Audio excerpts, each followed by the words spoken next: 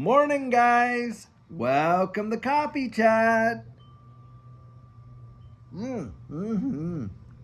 Wow, guys, what an absolutely gorgeous day we got going out here this morning. It's like only about 74 degrees. Got a nice breeze coming in here.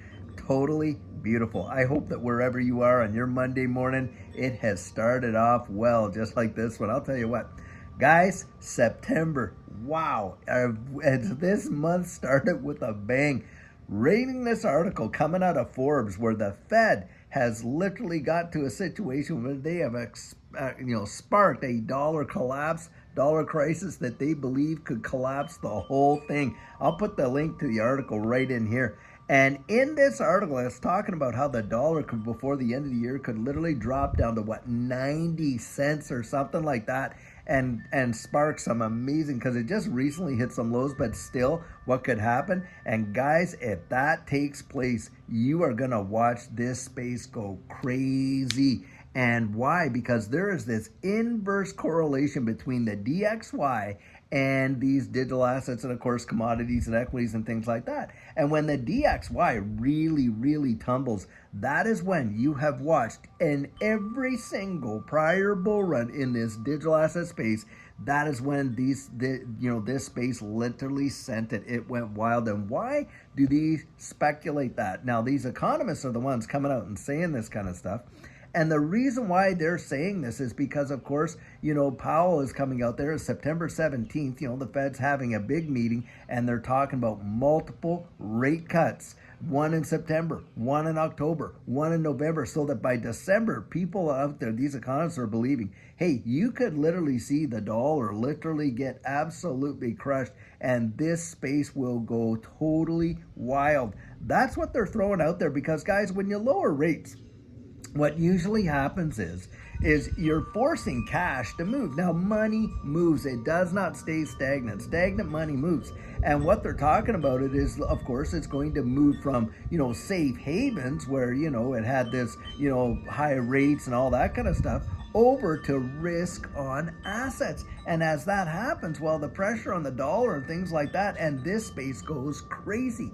And guys, that's what they're looking down the road at. Now, traditionally, by the way, September has not been a friendly month to this digital asset space. So if we see some dips during September, then just expect it. And for me, hey, those are opportunities to get out there and literally reach maybe some accumulation goals and things like that. That is how I look at it. Because, guys, I see the fundamentals. I'm looking down the road at what I believe this digital asset space is going to represent in terms of adoption and innovation and the invention that is coming, and how the world is going to change because of it. Massive.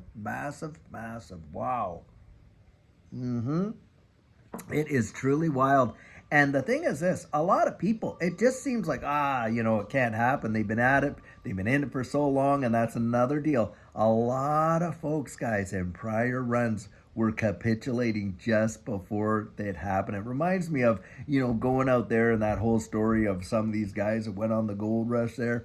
And they would be at it, maybe 1-2 years, just picking away, and finally just said, I've had it, I've had enough, I've been waiting, I've been holding out, I've been financially hurting, on, and they just say, forget it, and they give up. Someone else comes along and buys their claim, they get rid of it, someone else buys the claim, and they're in there for what, 3-4 weeks and hit the mother load. It's happened. That has happened. Well, it's happened in this digital asset space as well. We know that. I mean, back there in 2017, when XRP was just tankering along, thinking like nothing was going to happen. And all you have to do is go back and read all the old Reddit posts and how many people capitulated their positions, and then all of a sudden, boom, off she went. And another one I'll give you, 2020, when Judy and I were in this game, and the thing is this, we were buying XRP way before this thing happened. And so we all know December 2020, wow, the SEC comes in, they sue Ripple, blah, blah, blah, biggest utilizer, of course, of XRP. Price drops down to 17.48 cents. Now get this. Do you know how many people were saying that XRP was absolutely dead and that the price was even going to drop below 10 cents? I'll tell you, it was a lot for sure. Well, you know what happened? This is what happened. Just 4 months later, It was $1.97. Can you fathom that? Do you know you're watching what, a 1,200% return? That is phenomenal. Phenomenal considering the pressure that it was under. And here we got legal clarity now, and we've got it all relisted, all these exchanges. And hey, by October 6th, we're going to know for sure whether the SEC or Ripple is going to appeal the judgment there and stuff like that. But I think even if it does get appealed, guys, I really do not believe it's going to make that much of a difference, because even when the SEC dropped this lawsuit on Ripple in the first place, still did 1,200% return. I really think that what we're going to see is going to be something phenomenal. But a lot of folks are getting worn out, getting tired out, getting, just their patience has gotten to the nth degree. And of course, they're capitulating and selling off what they had and just saying, I'm done with it. Well, think about it. For everyone that's selling, someone else is on the other end of that buy-in. And what do you think's in the buyer's mind? Well, they're thinking, wow, is this an opportunity? Am I ever going to gobble it up? And you know who's gobbling it up, guys? All these whales. They have literally been able to show that these whale wallets holding 1 million to 10 million XRP have just gotten fatter and fatter and fatter, accumulating like crazy. So if we see some opportunities here in the month of September, I'll tell you what, those may be opportunities to go out there and reach some accumulation goals. At least that's how I'm looking at it. And certainly that's what Judy and I have planned should we see something like that take place. You had better believe it. Wow. And guys, a lot of folks aren't looking at it like that. And that's why I say have a good perspective. Get out there and do that research for yourself. Get to know what you hold. If you are into XRP, at least understand what you're holding and what its potential is and where it's going and that kind of stuff. Because otherwise, all you're doing is basing your confidence on somebody else's conviction. And I would never hold an asset that I did not have any faith in, and I certainly wouldn't be making an investment based on somebody else's convictions, that's for sure. And that's why I get out and I tell folks flat out, hey, listen, you're getting my 100% biased opinion right here on this Digital Outlook channel when I share these points of view.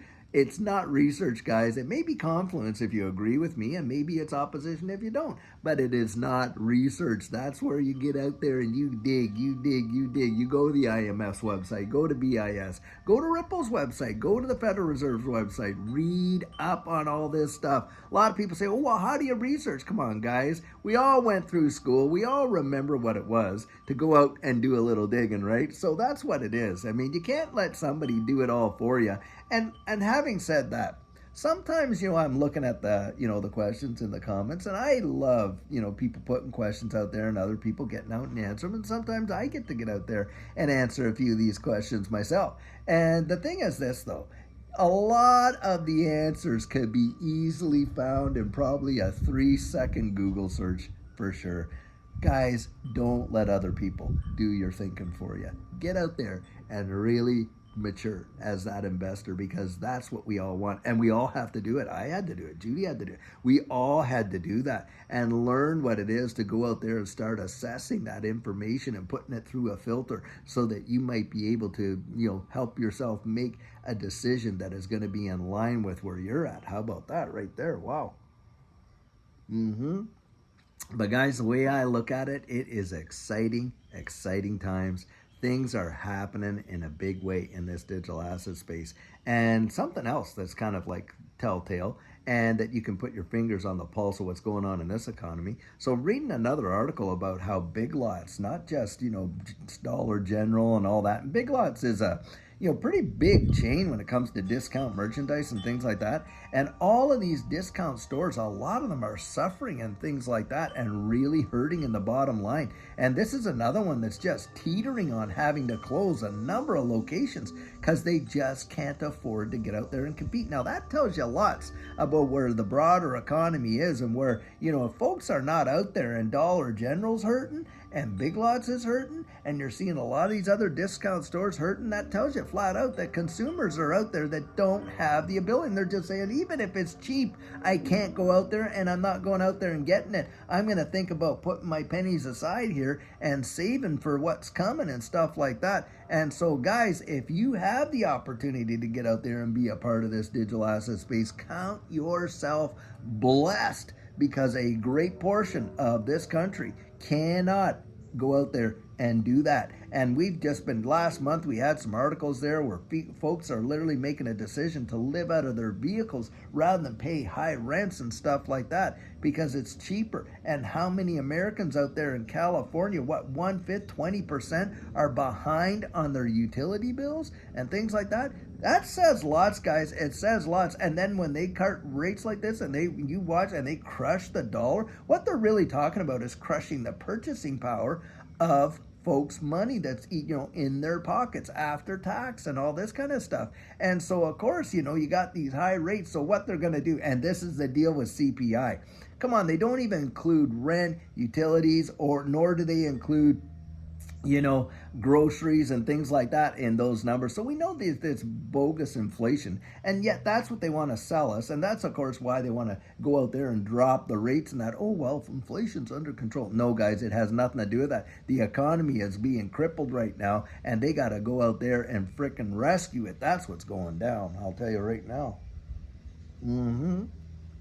But you can't believe it. You can't get out there. Don't believe all that.